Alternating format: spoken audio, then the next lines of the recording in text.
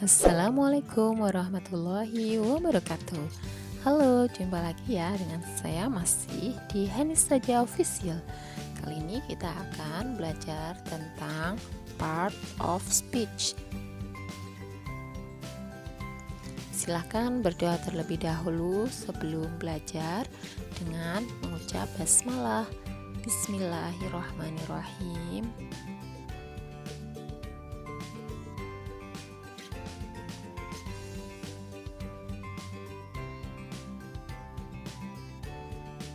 Part of speech dalam bahasa Inggris yang terdiri dari noun, verb, adjective, adverb, preposition, conjunction, interjection, dan pronoun. Part of speech sendiri dalam bahasa Indonesia berarti jenis-jenis kata dalam kalimat. Part of speech dalam bahasa Inggris terdiri dari 8 bagian. Di antaranya yaitu noun, kita menyebutnya kata benda, verb, kata kerja, adjective, kata sifat, adverb, kata keterangan, preposition, kata depan, conjunction, kata penghubung, interjection, kata seru, dan pronoun atau kata ganti. Berikutnya adalah penjelasan tentang semua itu. Yang pertama kita akan belajar tentang noun. Noun sendiri adalah kata benda. Noun atau kata benda merupakan suatu kata yang menunjukkan benda. Nama orang, tempat, binatang, maupun tumbuhan, baik bisa dilihat maupun tidak bisa dilihat.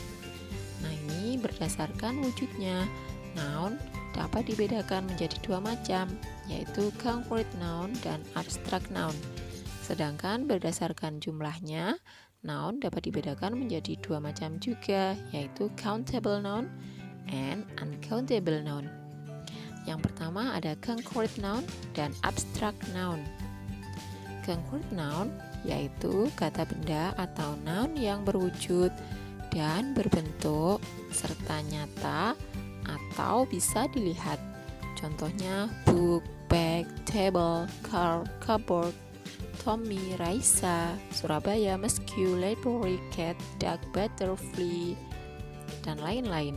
Sedangkan abstract noun yaitu kata benda atau noun yang tak berwujud dan tak berbentuk serta tidak nyata atau tidak bisa dilihat. Contohnya wine, air, health, success, strength, happiness, sadness, freedom, dan lain-lain. Berikutnya ada countable noun and uncountable noun. Untuk countable noun yaitu kata benda yang bisa dihitung, dapat ditandai dengan adanya penggunaan e atau en atau penambahan akhiran s atau es pada bentuk jamaknya. Contoh bag menjadi bags, car, cars, cat, cats, brother, brothers, flower, flowers. Yang kedua, uncountable noun, yaitu kata benda yang tidak bisa dihitung dan tidak bisa diawali dengan e atau en. Contoh rain, hat, air, dan lain-lain. Ada catatan. Terdapat beberapa kata benda yang tidak menggunakan penambahan akhiran s atau es dalam perubahan dari tunggal ke jamaknya. Ini dia contohnya. Man jadi min, mouse, mice, goose, geese, tooth, teeth. Nah, itu ya. Kemudian yang kedua, terdapat beberapa kata benda yang memiliki bentuk yang sama pada bentuk tunggalnya. Seperti fruit, tetap fruit, sheep, sheep, species, species. Itu tetap ya.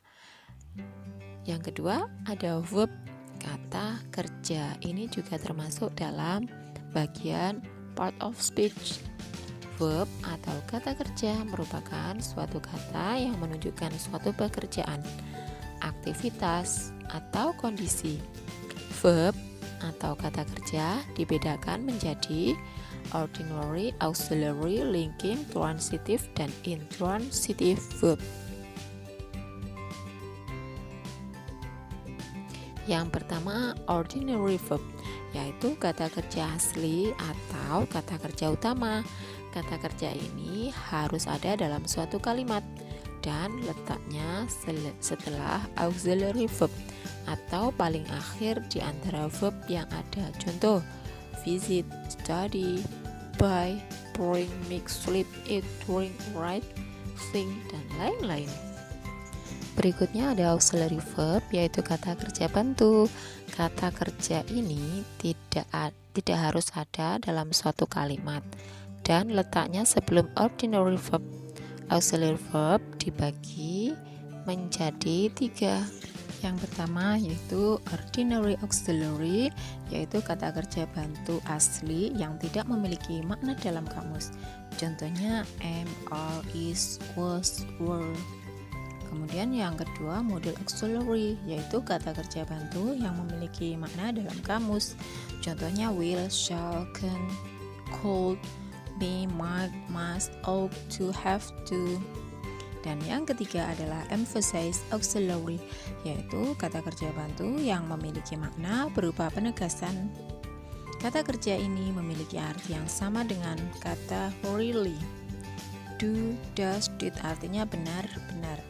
Yang ketiga yaitu linking verb, yaitu kata kerja yang menghubungkan subjek dengan pelengkapnya atau complement. Contohnya to be, is, are, was, were. Yang kedua ordinary linking verb. Contohnya di situ adalah become, turn, get, grow artinya menjadi, remain, stay, keep artinya tetap, look, seem, appear artinya kelihatan. Selanjutnya ada transitive verb, yaitu kata kerja yang membutuhkan objek. Contohnya di situ adalah buy, make, eat, say, sell. Dan yang kelima ada intransitive verb, yaitu kata kerja yang tidak membutuhkan objek. Contohnya sleep, stay, sit, run, walk, go. Yang ketiga ada adjective atau kata sifat. Adjektif atau kata sifat merupakan suatu kata yang digunakan untuk menjelaskan atau menyifati kata benda atau noun dan pronoun.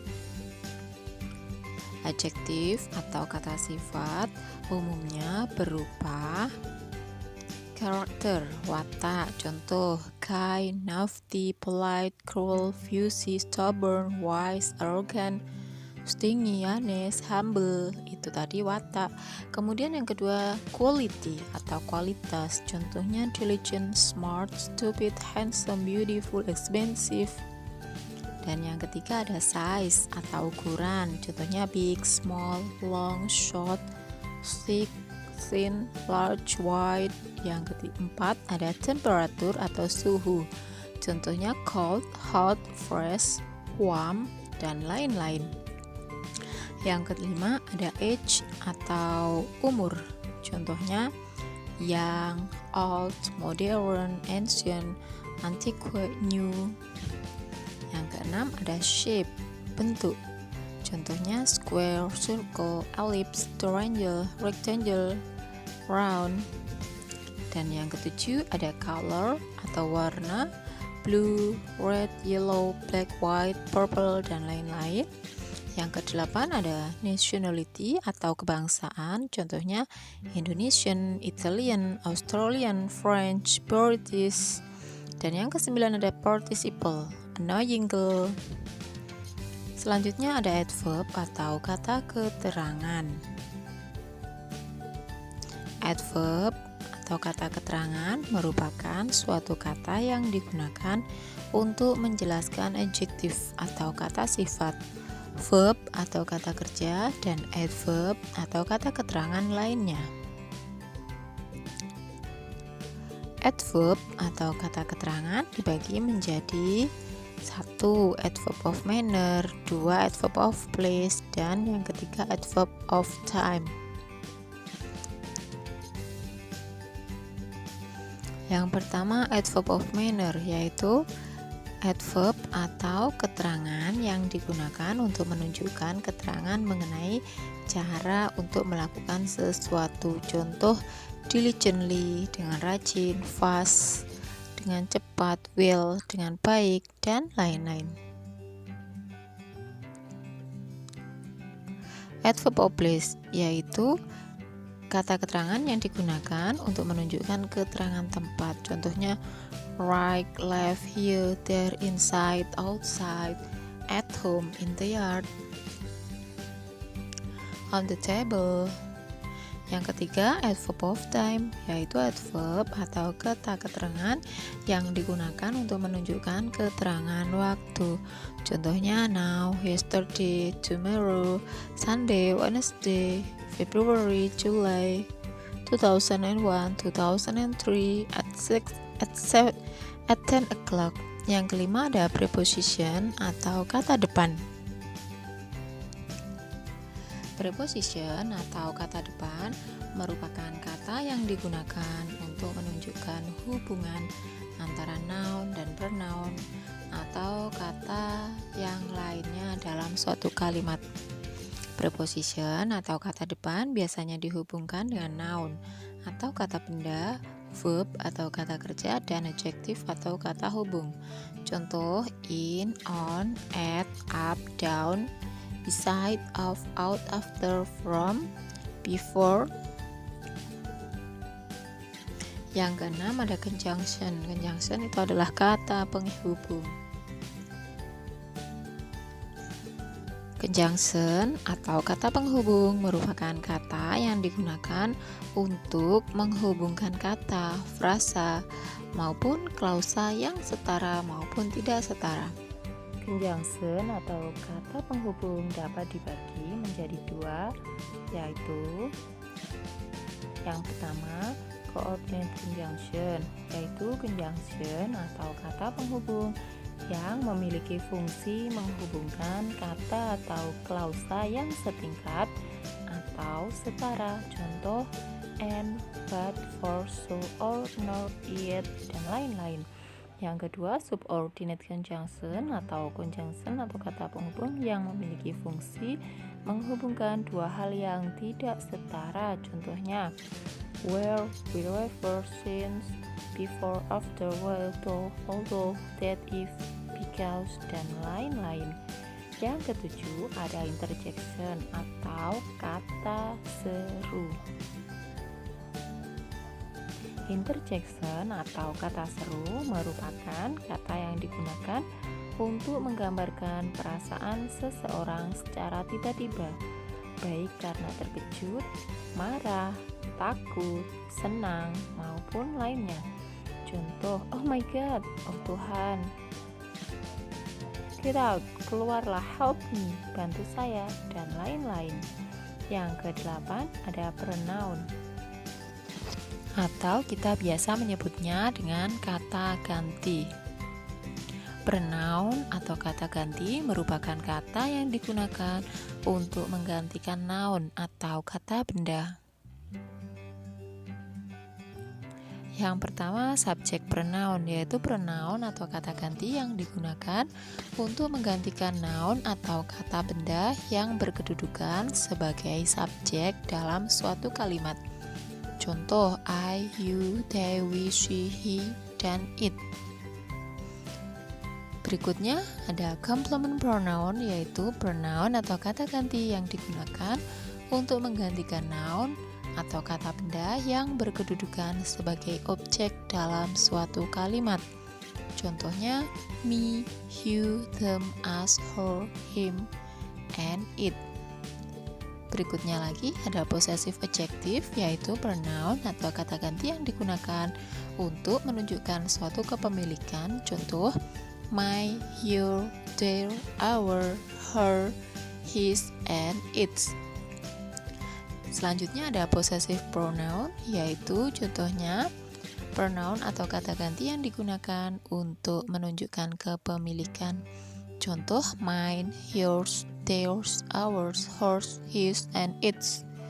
Berikutnya ada reflexive pronoun, yaitu pronoun atau kata ganti yang digunakan untuk merujuk pada diri sendiri. Contoh myself, yourself, yourselves, ourselves, herself, himself, dan itself. Berikutnya ada demonstrative pronoun, yaitu pronoun atau kata ganti yang digunakan sebagai penunjuk. Contoh this, that, these, and those. Selanjutnya ada relative pronoun, yaitu pronoun atau kata ganti yang digunakan untuk menghubungkan klausa.